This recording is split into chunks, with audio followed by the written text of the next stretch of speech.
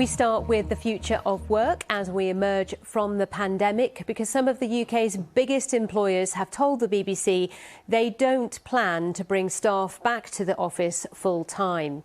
43 out of 50 firms told us they would embrace a mix of home and office working, with staff encouraged to work from home 2 to 3 days a week. Another 4 said they're keeping the idea of hybrid working under review. What will it all mean for workers, companies and cities? Ben Thompson reports. Back in the office after 14 months at home. I took on my role in March of 2020. It was kind of a baptism by pandemic. For Monica, who started her new job just as the crisis began, getting back to her desk is a welcome change from the now familiar distractions of home. Homeschooling for a 12-year-old with a husband who's an architect and works full-time at home also is certainly caused some challenges for us. Now we're reconfiguring. So it's a healthy percentage of working from home and a healthy percentage of being in the office. It means employers have to make some big decisions about how and where their staff will work, making the most of the new flexibility without stifling teamwork and collaboration.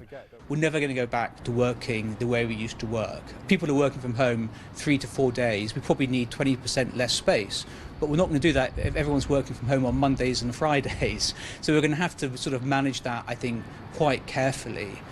But as well as the impact on offices, what about the shops and cafes that cater to commuters? We rely really heavily on the office trades. There is locations that have 5,000 people, only 140 people came to the building. So most of the people working from home or maybe just once a week coming. And that makes it really difficult. Working from home isn't for everyone, especially those without access to the right technology or reliable internet or even a quiet place to work. But does it also depend on where in the country you live? Is London, the capital, with its long commutes and high house prices, different to elsewhere, where less time and money is spent on commuting and property is more affordable? Working from home may be just one of the enduring changes brought about by this pandemic. I worry about the long-term impact on the enterprise, on our culture, on collaboration, on how we train people, on how we develop people. You know, advertising and creative industries is something you learn from your colleagues, and you can only do that really if you're around them in an office. Fewer offices are being built. Many existing ones could be converted to flats.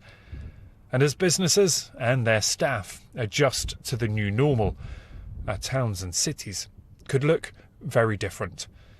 Ben Thompson, BBC News in London.